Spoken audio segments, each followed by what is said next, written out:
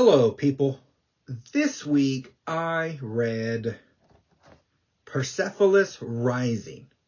This is book 7 in the Expanse series. Fantastic series so far.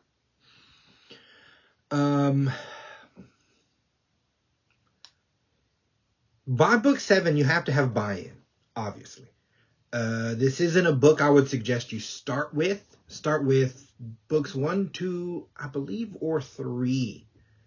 Those are good entry points if you're uninclined at buying all of them. I think I read book 1, and then I'm like, I'm getting the rest of these sight unseen. So this is my first time through the series.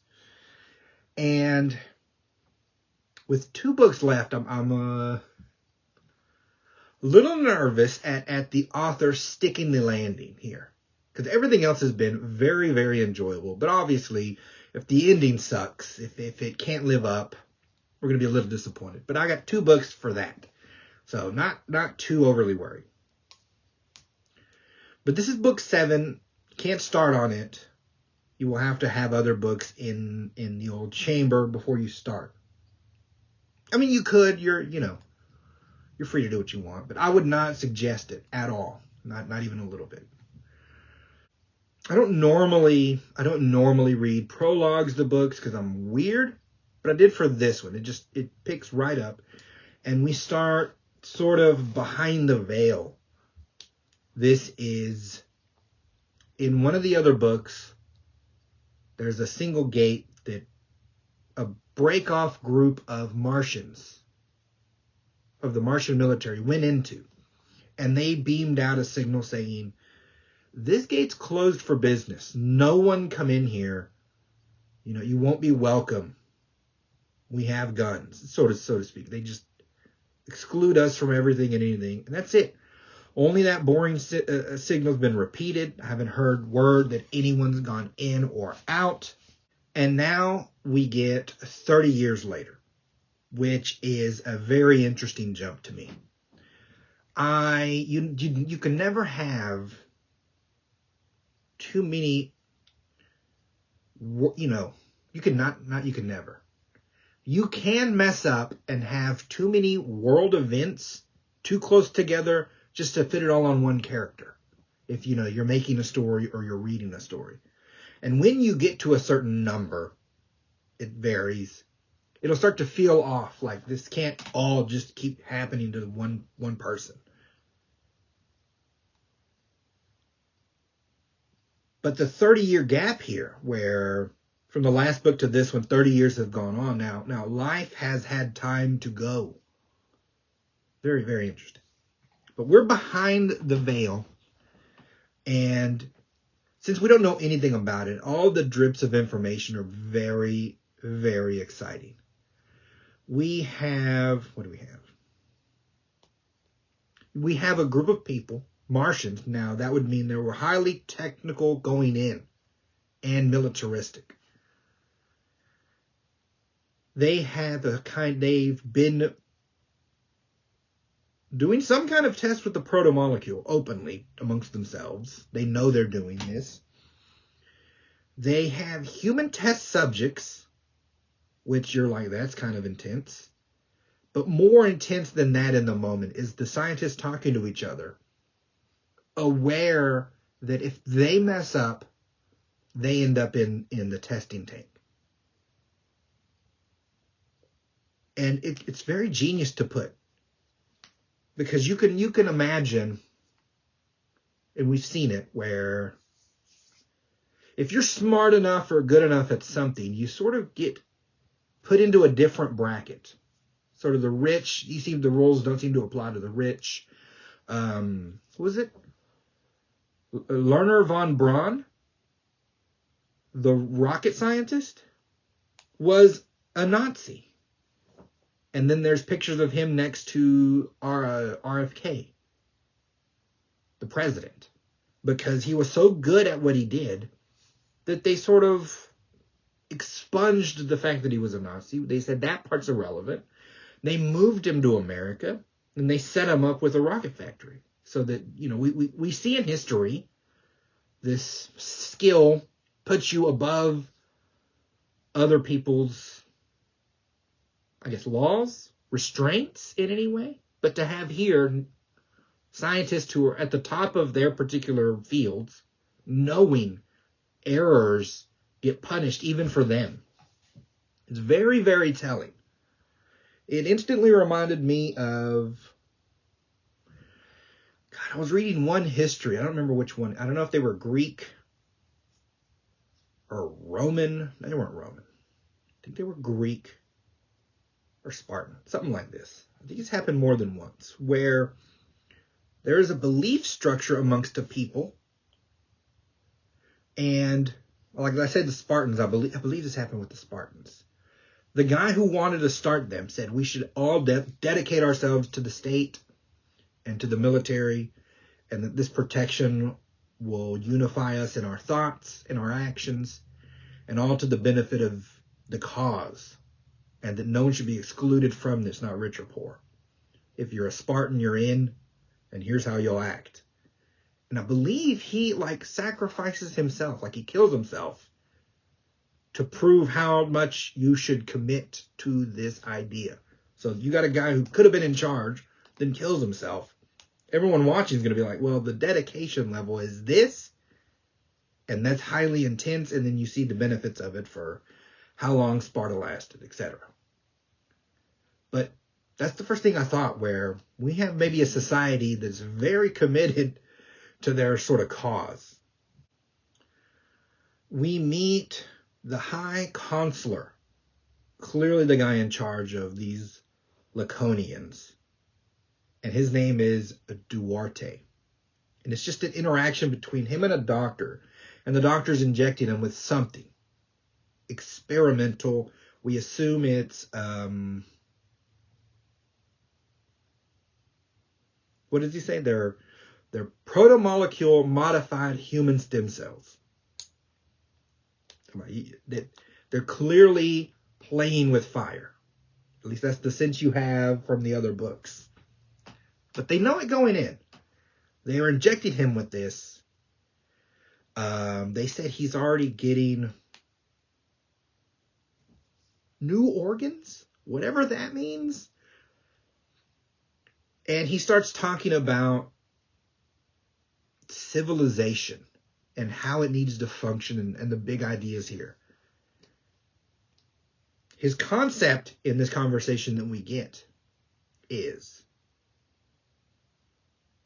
the most successful civilizations to him have been single rule. If there's an emperor, if there's a strong king, what does he call it? The great man idea. Just one great person can do more than senates, than debates, than essentially caring about everyone's feelings. Sometimes certain people's feelings will be hurt, but they need to be moved off of land for a road. They need to be, forced to do this. You have to push, and no one ever has the power unless they're an emperor or a king. He's seen that throughout history. True, this is true. What did Robert Moses say? The dictators were always the best road builders. I'm like, yeah, it's kind of true. There's going to be so many thousands of issues involved in moving an individual or a family or a group of families that the yelling always drowns out the benefits. And you have to just sort of be heartless, move them and make your road for the road to give you all the benefits roads give you. It seems small, but it's a big deal. So he's saying that the only that he goes, I never liked this idea, but history has chosen otherwise. Essentially meaning I'm history's choice. I'm the man in the moment, and I have to make this empire. And then he says, to end the prologue, if you want to create a lasting, stable social order, only one person can ever be immortal. And then and then we go on to the book. But you're sitting there thinking about, is that what he's trying to do? And it's been 30 years since he went in. Is he, because they don't describe him, is he still young looking? Is the protomolecule making him immortal? Is he going to be an immortal? Because if you had Julius Caesar or Napoleon immortal, the world looks completely different. Just a single mindset ruling an empire. It's a really great idea. It really is, and it gets you all awake for this book. We then cut to Drummer. Drummer is a woman in charge. I think she's a belter, at least raised in space. She's in charge of the trade union, trade federation. Forget which one they call it specifically. These are what was established after Earth got bombed by asteroids in one of the other books. Is Earth has Earth and Mars has Mars, and they can send out colonists to the 1,300 worlds that have been opened up through the ring gates. And they have planets. But to get stuff from planet to planet, we should let that be the sole responsibility of the Belters. People born, bred, and sometimes only able to live in space, who are, by their nature, cautious.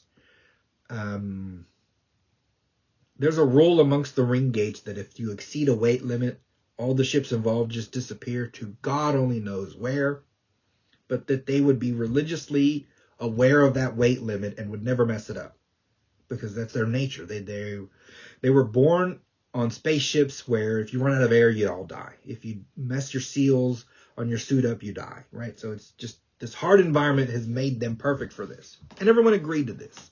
And so Drummer's now the one in charge of this union. And here in one of her days, somebody makes an unscheduled entry or exit, and it almost causes a disaster. And so she's like, it's a person from a colony called Freehold. And so now she's going to punish them. Their punishment is excommunicado-ness. No trade, no communications in and out of your gate for 2 years. That's the punishment. She's like, I'm going to have to do this eventually. Somebody's going to mess up. So I have to make an example of someone so that the others act right, the other 1,500 colonies. You do have to follow our rules. We're not dictators. She doesn't want to be a government. She just wants to run a trade union and have the rules followed. And so she sends James Holden and the crew of the Rocinante out to deliver this message in person. We cut to our crew, our lovable crew. I really do love the crew of the Rossi. I really, really do. I'd say almost up there with the Fellowship of the Ring. Just in how much time I've spent with them. I feel like we've been out in space before. It's just a whole thing. You're 7 books in. It's very fun. But now my beloved crew's 30 years older. And they don't give me ages. At least not that I can remember. No one said he started this at 22 and he's doing this at 25. But, you guesstimate. He's got to be around 25-ish in the other books. Tack on 30 years-ish. He's 50-ish. They're all like about 50-ish years old. Now, that's not decrepitly old. That's not 90 or 100 or 120. They have longer lives here because of technology. But it is older. And so we get the great Alex is bald and Bobby's, from battle from years is, more willing to take the lift than climb the ladder. Holden has great gray in his hair. They know what the others are going to say before they say it because it's been 30 years of hanging out with each other on a boat. Very this kind of vibe. And I love it. I love every second of it. So they go to Freehold, and Freehold is a planet, a colony. It's essentially a planet, but it's only one colony because there's only so many people. 500 some odd people, this kind of number. They pick this planet, and they're a bunch of sovereign citizens. Now, this is your, if you type onto Google or YouTube, sovereign citizen arrest, you'll see, I don't know how many number of these, where people run around and claim weird rights or non-rights, or however they think they're sticking it to some injustice of the world. They're your types in people's mind who would be preppers, stuffing, underground bunkers full of food, waiting for an apocalypse to come. This kind of energy. I'm very pro my rights, and no government's going to be on my neck. You don't tell me what to do. Gun-loving fools. So he has to go deliver this message to these gun-loving fools. The message being excommunicadoed for 2 years. But they are a colony, and they're not self-sustaining yet. So that would be, you're all going to die of starvation. Because who can live for 2 years without food? You do not have enough sustained food for yourselves. Their soil is giving them issues. But it's James Holden. You should have sent another captain if you didn't want James Holden to do James Holden things. He gets down to the planet, and he's talking to him, and he's laying it out like, this isn't a negotiation. I'm here to tell you what time it is. And just at the moment where you think it might pop off, he's like, but I'm gonna call an audible here. If you send me the governor, your governor here, I forget his name, you send me your governor, I'm gonna take him back with me, and he'll undergo a trial. And whatever that looks like, with y'all's promise that whoever you put new in charge won't act the same way. I can't help you if you do it again. But you give me him, I'll take him. And then y'all won't get punished for what he decided. He'll take the trial. And at first he's like, F that, we're going to fight. 2 seconds later, he's hogtied and delivered. The town ain't going to sit here and die for this man. But it was tenuous. There was an escape attempt from him. It's fairly action-packed, but nothing too major. The major part here is everyone's condition. The old condition of all the crew. Very fun. We then cut to Sing. Now, this is what this book does. All of the books have done this to great effect. And that is a single story arc happenings, right? The history is happening. Now, amongst history, let me grab 3 or 4 people. And you punch in and out between them. And so the situation is moving along, but from his perspective. Now from hers. Now from his. Now from Holden. Right? We move like this throughout the story. It's very effective at getting a very broad story across, efficiently. Works very well. Sing is a young captain who Duarte, your high consular of Laconians, picks to be one of the captains on the first steps back out. Duarte, wants to establish an empire. His empire needs to be all of humanity, because if you're going to take a little, might as well take a lot. And he's sending 2 ships, and Sing will be one of them. Sing will be in charge of one of them. Their first stop is the slow zone, Medina Station. That is a large... Your Mormons wanted to make a ship to just fly out into space and establish, some kind of new society deep in space. So they made a generation ship, is what they call it. It's just going to be big enough for a lot of people to live in for 1,000, 2,000 years and land somewhere and just start a new society. Very city-sized ship. It got taken when the ring gates opened. It got turned into a weird quasi-fort. It's essentially a fort in the slow zone. That's your pit stop. So we then use it to coordinate. It's perfectly positioned. It's big and you can sit on it. What about the Mormons? Oh, no one really cares. Poor Mormons. So this becomes Medina Station. Sing is in charge of taking Medina Station. There are railguns just outside of Medina Station on an alien artifact sphere, essentially, that can shoot anyone who wants to come in. They come in. They flat say, you know, we're here to take everything. Don't resist. Of course, people are going to resist, but the ships just eat railgun rounds. These are the biggest weapons you have other than nukes, and it just, like, it doesn't care. The ship looks like it has a wound that just instantly heals. It's a self-healing alien technology ship. Just instantly handles the railguns. They send a couple of ships. What happens? Hold on.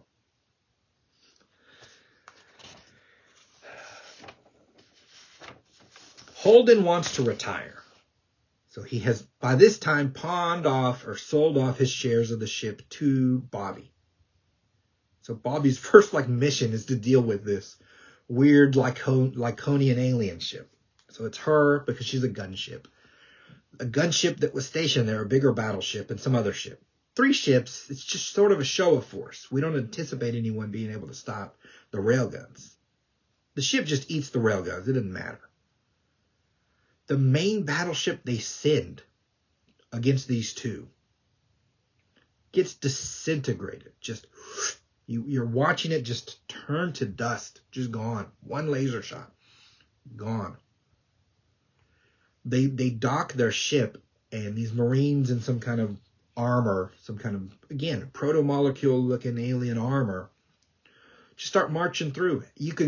Holden quickly realizes, not winnable. You can't shoot that thing. There's nothing you can do. So he sort of gets everyone to surrender. And they do it very, I'd say, nicely. As far as conquests go, they can be verbal, right? I'm the leader, you're the leader, you've capitulated to me, very good. You pay me this much, I go about my way, and you could continue running your city. It can go, total bloodbath. Everyone inside is dead. Not much you can do because the stronger party has won. In this one, the invaders, the Lyconians, announce they want to take the station, that they want it to be theirs. They have the force to do it. That's what they're doing. Their Marines go door to door, grabbing weapons. They don't want weapons. You have to do what they say. Some people resist. That resistance is handled with extreme prejudice, as they say. Those people are killed. If you don't resist, they don't do anything to you. They don't take your house. They just took your guns if they find them. They don't take your money. They don't stop you from going to work. They don't shut down any restaurants. They don't shut down any press. The station is just theirs now. 2 spaceships. And now Singh becomes the governor of Medina Station. On the whole, I can't be too mad as far as conquests go. If you want to be involved in one, I'd want to be in one like that, where they just come knock on your door and say, we're in charge now. And I go, okay, what does that mean for me? It means nothing for you if you're just, an okay person that doesn't want to fight us. And I say, I don't want to fight anybody. And then go about making your YouTube videos and reading your books. And I say, will do. Could it be a problem later? Probably. But that's way better than, stabby mode, as far as I'm concerned. We have somewhat of a problem in the story, though. The feelings of a problem. It doesn't actually become a problem. And what I'm talking about is our character's reaction to this new situation. You just saw a ship, reasonably sized, get vaporized by one shot. It's a one shot. It didn't hit armor. It didn't pierce it. The people inside didn't get to eject.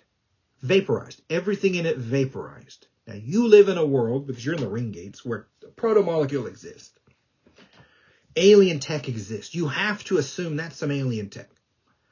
You don't have an answer to that. So in that sense, I'm like, why would you resist? 2, the ship itself, the alien ship, took multiple, basically point-blank railgun rounds, and it didn't phase it at all. Not in the slightest. I'm like, you can't hit it harder than the railgun. Maybe you could if you find a weak spot, but again, The reasons for resistance start to lower themselves. 3, they're not violent up front. So it's making, in my mind, resistance very low on the priority list. I don't want to resist. I might be inclined to leave if they don't want you to leave. I can see that as a problem. But Holden, Bobby, the crew of the Rocinante didn't even ask to leave. They weren't allowed on their ship, but you didn't go to the governor and ask, can I get my boat and leave? I'm not going to start any trouble. I just don't want to be here. You didn't even ask. But we get around this by the point of view. And again, this is why the point of view is so important in these stories, in all stories, but in this one. The people we start to deal with, your Holdens, your Bobbies, they are 50-something years old. It's hard for them to accept change, harder at least than for a younger person. They also have a history of resisting authority. So the rules say do this, but if my heart and the truth say do that, Holden does what his heart says more than the authorities. He's seen them be wrong a lot. His resistance to it has ended up being right a lot. And they are around Belters because his lady friend, Naomi, is a Belter. Belters used to be for, 2 or 3 generations at almost a constant war with Earthers. With people from Earth, people from Mars, anyone who is from a well, from down where gravity exists.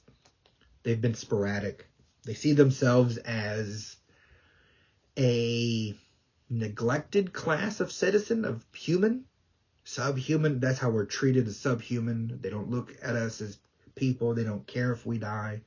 So they have a long history of this. They have, what is it now? It's been 30 years now.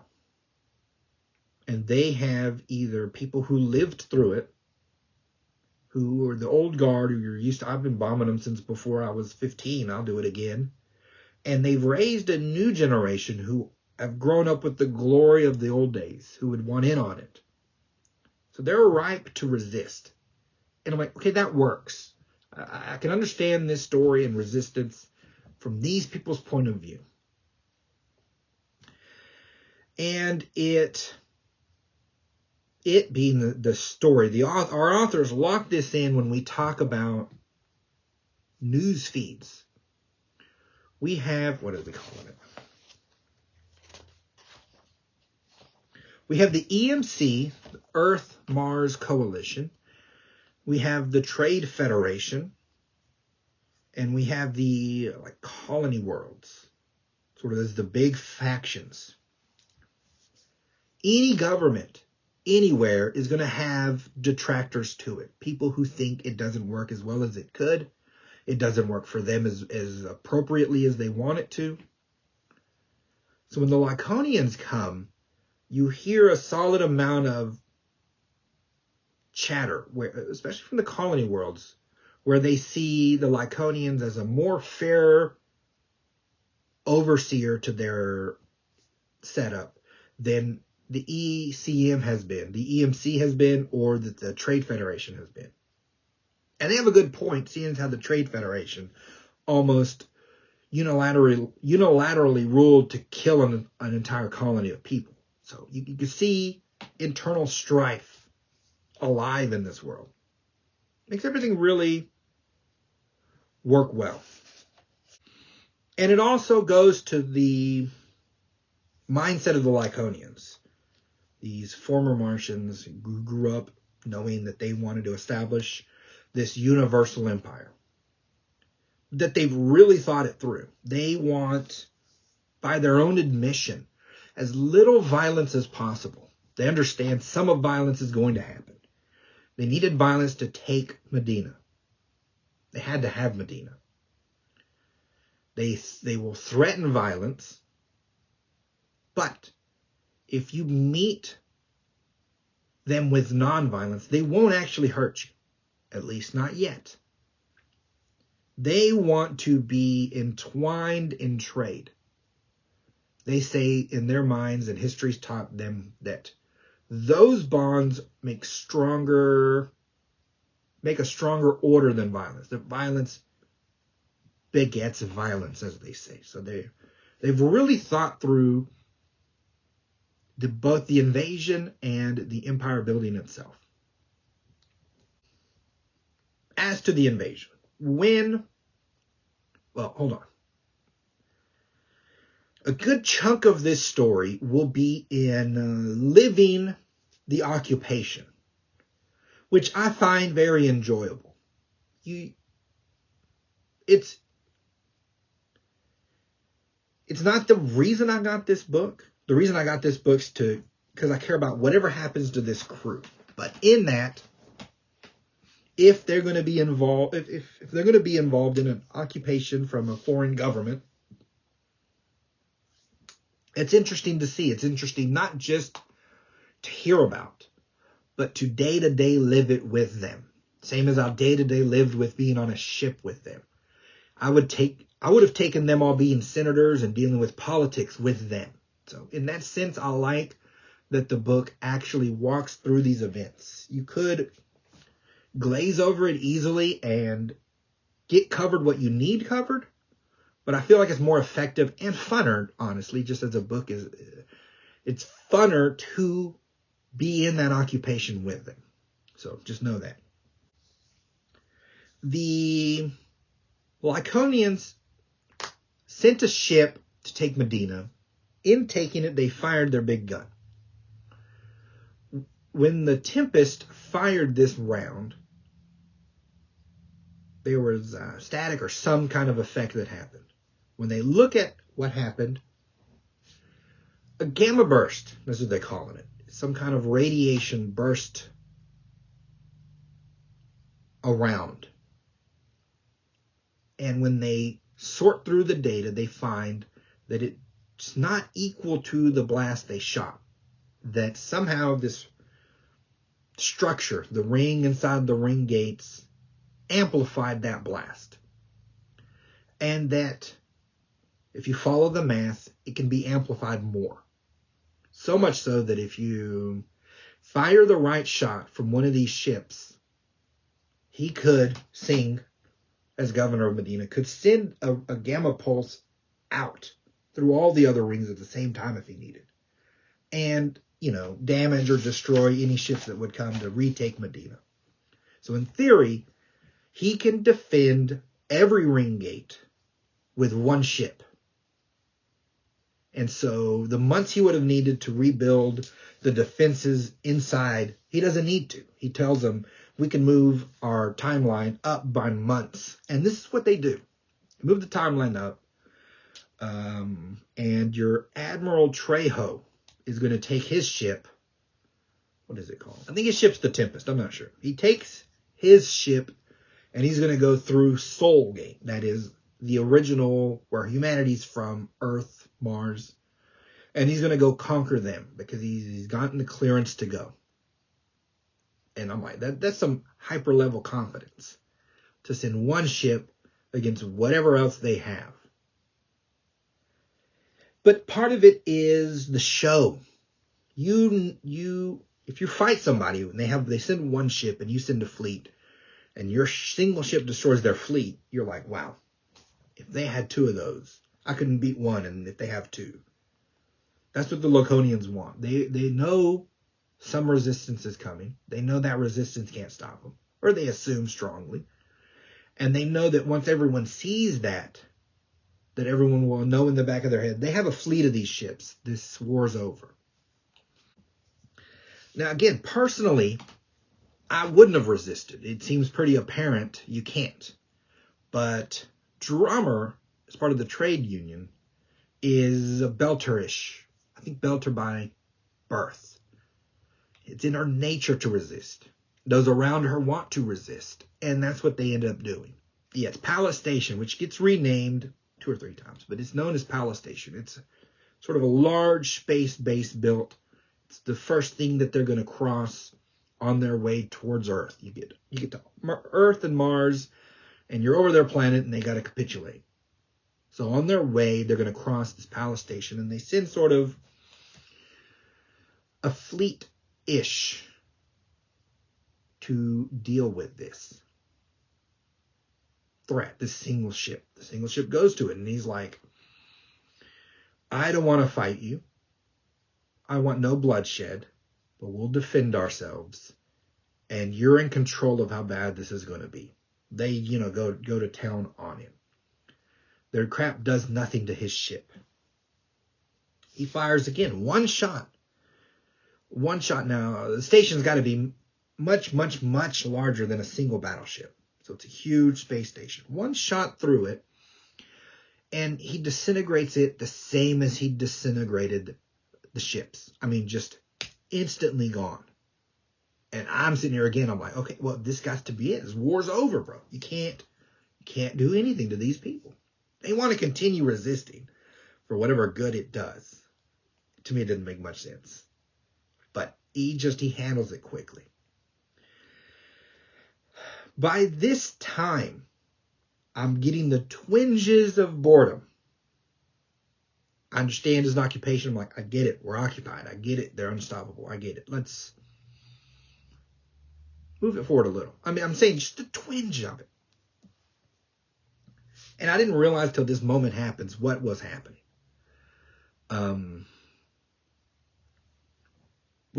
We as the author commits so well to the occupation, and you get so spooled up in what's happening there that you kind of forget the world you're in. Because they shoot this shot off, and then Admiral Trejo calls Singh, and he tells them, we got a passenger on board. And the video shows a black orb thing, dark and light at the same time, there but not there, this kind of freaky looking void area just sitting in the ship, just floating 3 feet off the ground, and you're instantly brought back to, I'm like, oh right, there's alien crap all over here. One of those void zone things was on Illis, when Holden went to Illis. Holden and your former detective, Miller. We had a whole ordeal where a lady grabbed, I guess, a piece that holds Miller and shoved him into it. Right? And wackiness happened. Well, we haven't gone back to that. So now here's the first sign of that since we read that in a book ago or two ago. And the hype goes from, sort of simmering to off the charts. And I'm sitting there, I'm like, oh, right. Y'all were playing with these proto-molecule weapons. And, you called the devil into the room, so to speak. This black void thing, whenever proto-molecule anything, any of the old tech, any of the old ruined tech messed with it, just died instantly. Couldn't function in it. It's our only sign of what may have affected this previous civilization. The civilization that built the ring gates and the proto-molecule and all the tech they're dealing with. That civilization. And that's what Holden tells them. Holden was in prison. They were staging a break or some kind of an attack. And to not get the crew caught, he goes and pulls basically a bunch of fire alarms and gets captured. And so you're like, how's he going to get out of this? Well, then we hear of this orb, and you're like, oh, right. He can say, let me and my crew off, and I'll tell you everything you want to know about it. And then I'm like, oh, right, I forgot who I'm dealing with. This is James Holden. The moment he's in police custody. The moment Singh shows him a picture of this, he just spills. He never holds back information. He's just from the heart to the mouth, and he just spills. And it's why you love James Holden so much. He doesn't care. He doesn't try and use it to benefit his side whatsoever. No gain for him. Just get the information out because there's a danger here. The danger here above and beyond anything else we're dealing with. The danger from the Laconians' point of view is that when they fired this shot, this orb thing shows up. Everyone on the ship blacked out for 3 minutes. They don't have any memory of the time. Just out. And then they wake up and they find this thing. And It's not attached to anything, but it's moving with them. They can't get rid of it. They try to like poke it with a pipe, but it's not physically there. It doesn't show up on any sensors. You can just see it. And we don't know what it is. They half think it might be a weapon from the human side. And if it is, then it could be a problem because the Admiral Trehill's like, they can shut us all off for 3 minutes. That's a problem. Holden instantly sees what it is, and he's just trying to explain to the guy, to this Singh guy. But now he says it just truthfully, but the truth sounds just so wacky. He's talking about, I used to know a guy named Miller, but then he died. So I'm talking to him because it's not him. It's a projection of him, and he's opening stuff up. And this crap could kill you. And I had visions of the world ending and world's ending. So we got to, we should probably put that up. We're in very much danger. Everyone get out. And so it seems like he seems reasonable, but everything he's saying is a little unreasonable. You sound crazy if you're Holden trying to just say this, but he just says it. He never tries to code it in any way. Like, you're not going to believe me when I say this. He didn't even bother saying that. It's like he knows there's danger and he doesn't have time to explain it. So he just tells you as it happened to him, and he just goes and hopes that you believe him. It's very funny. The conversations, Holden has a couple of conversations that are just glorious in this book. But in the conversation, the interrogation with Singh, he's trying to Singh's coming at him as just a terrorist. He's trying to figure him out. And Holden's trying to explain his situation to him. Like, this one-man rule doesn't ever end well from what I see. And I just want freedom. And the more free people are, the more I wouldn't bother if we could just be more free. That it works out better that way. And that's the two opposing points of view. What does the one guy say? Singh says there has to be a way to come to a final decision. And James Holden flat says, no, there doesn't. It's just two completely at odds views where one side would say, we get it done this way. And the other side says, there's nothing wrong with just, letting it be messy. Messy versus clean. That's the clash here. And the guy seems reasonable, and he's talking about all the bloodlessness of his conquest. And Holden lets him in on some intel. He's like, you think you're bloodless, but I was on Earth. I was on the damaged Earth that y'all set up to mask whatever y'all were doing back there. And then it clicks in my head, which it almost clicks in Singh's head, but it clicks in my head. Where Duarte didn't just want to go into the ring and deal with what he was dealing with. He wanted time to do it too. And then he wanted the Earth in a state.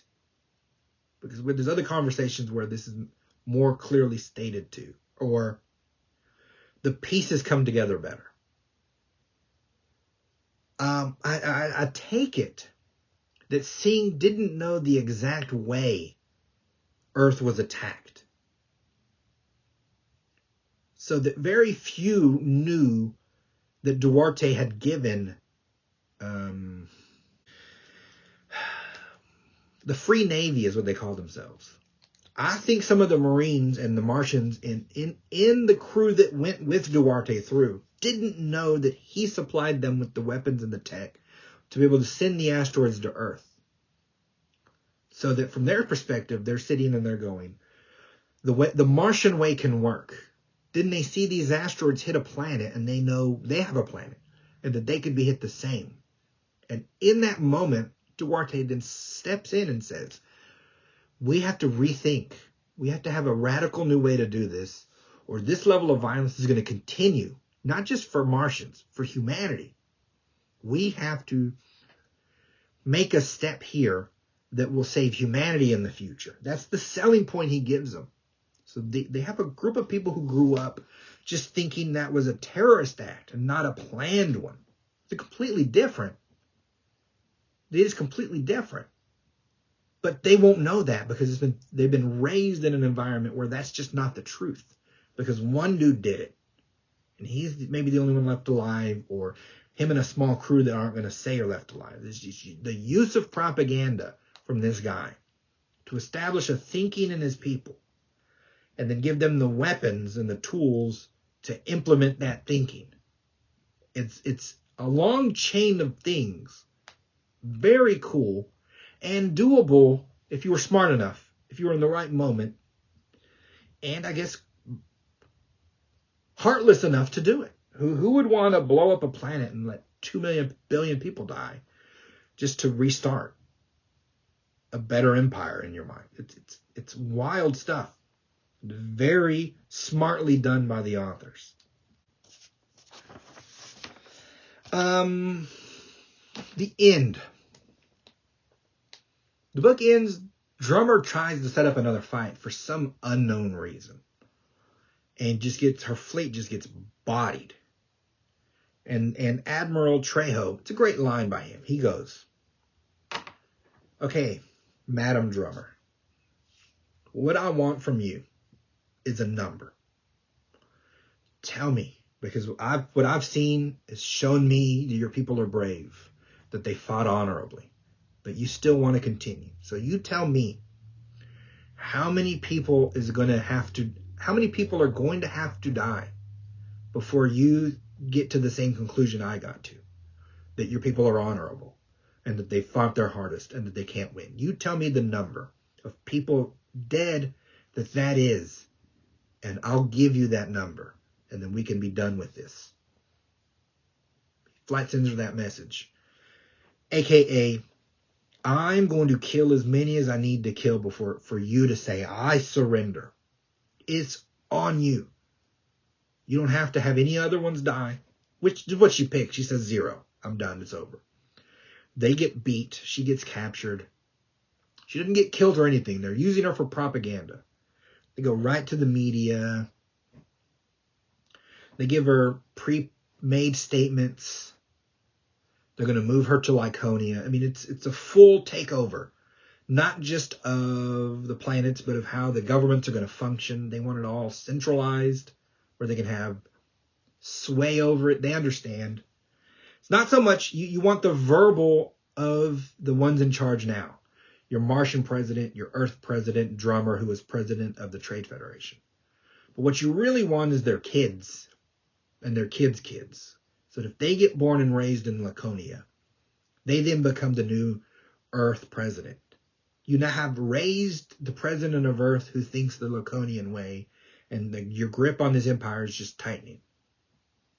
And it will tighten uncontrollably or unbreakably as long as Duarte lives, which he might live for who knows how long, seeing as how the proto-molecule may be amplifying him. Who knows what it's doing. So she capitulates. She has to.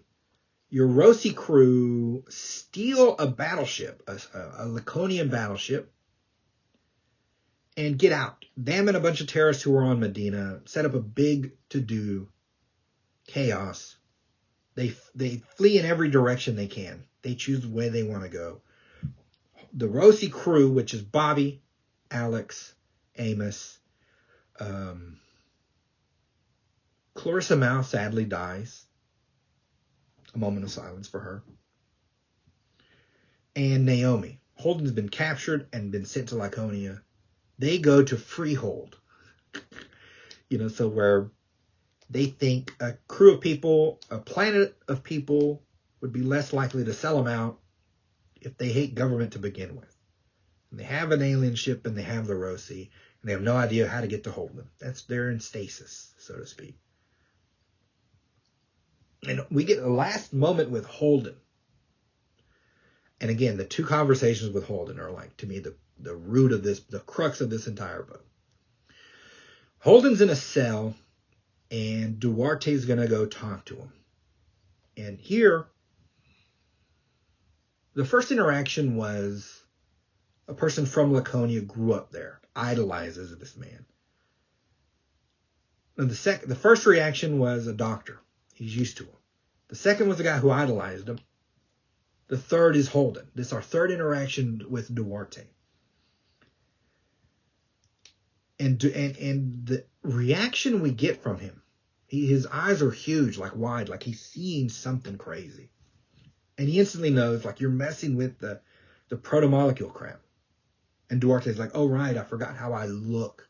So I can only imagine what this man looks like. I'm thinking, what is it? Is he blue like Thrawn? I have no idea. He might look half alien by now because he's been injecting himself. He's starting to hear people's thoughts. He's barely sleeping 11 hours a week.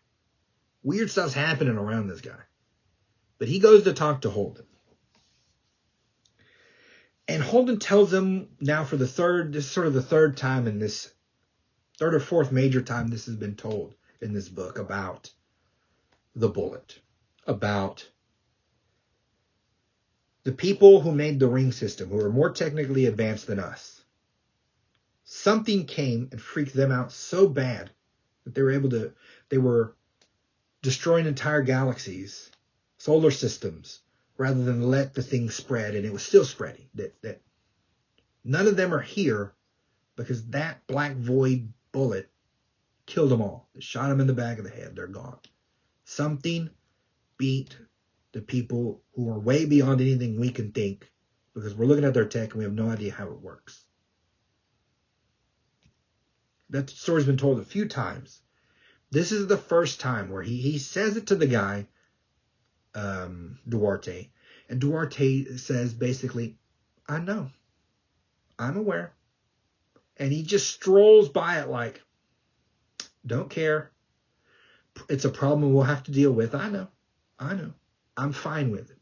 And you're sort of stunned, like you don't get that, like the big bad wolf, the Sasquatch is out there, that there's this monster that can kill it. You don't get it? And he's like, no, I get it. I 100% get it. I just don't care. I think we'll deal with it. And you don't know I'm like, this is both terrifying and fascinating at the same time. Here's someone now, for the first time in these books, who wants to actively tackle this problem with his eyes open, with his head up. And you're like, oof, I have no idea what that means. It could be the end of the world. It could be he defeats it and now he's in charge forever and ever. Who knows what this looks like? But this conversation between them is fascinating. He states it flatly. He says that we're human beings. There's never been a time when a new tech shows up and we don't just mess with it. There was no reality that exists where humanity finds these ruins and this protomolecule and doesn't mess with it. He says our only choice is that going to be a haphazard way where everyone just sort of messes with everything, or will it be done in a controlled way? Our way, the Laconian way, which is an evolution of the Martian way, all pulled in one direction to deal with this problem. Holden's like, that thing was on your ship after it shot. He goes, but it didn't kill us. And on the one hand, you're like, yeah, he's right. It doesn't mean he's completely right. What if the 3 minutes was just a thing probing everyone, looking for human weaknesses, and now it knows them and it can infect us? What's the levels here? I have no idea. He explains why he picked Laconia.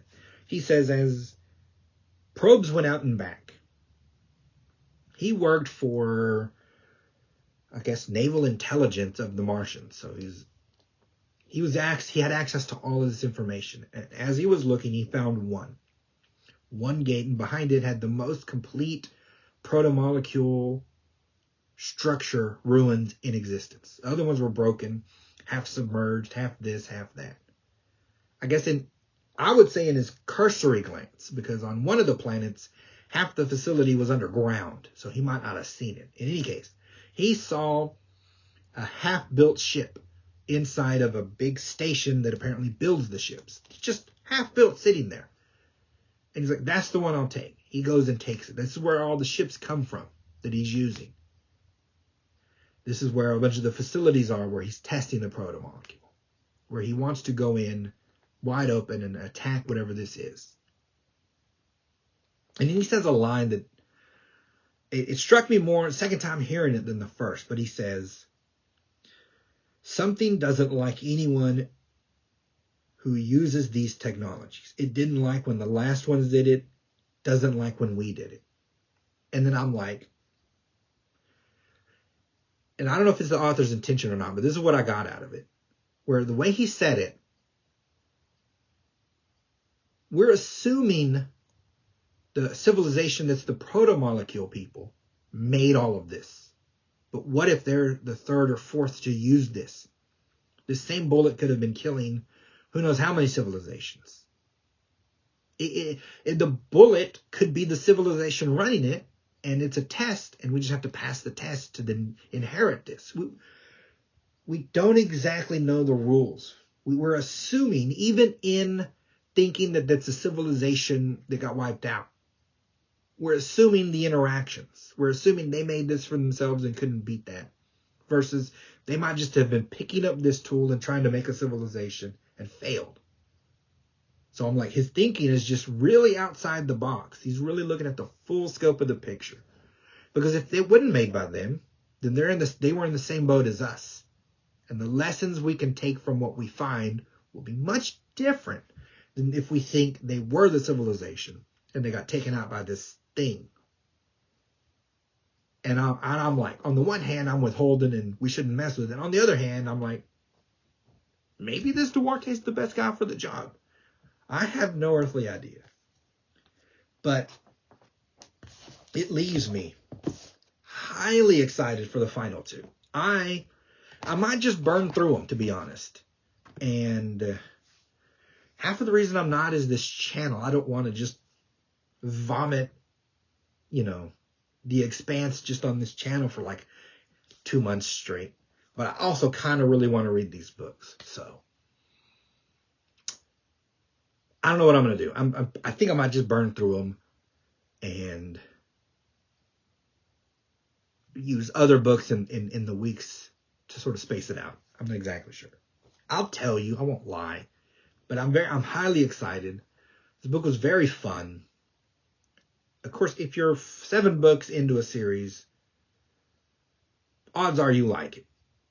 I, so far, have been highly recommendish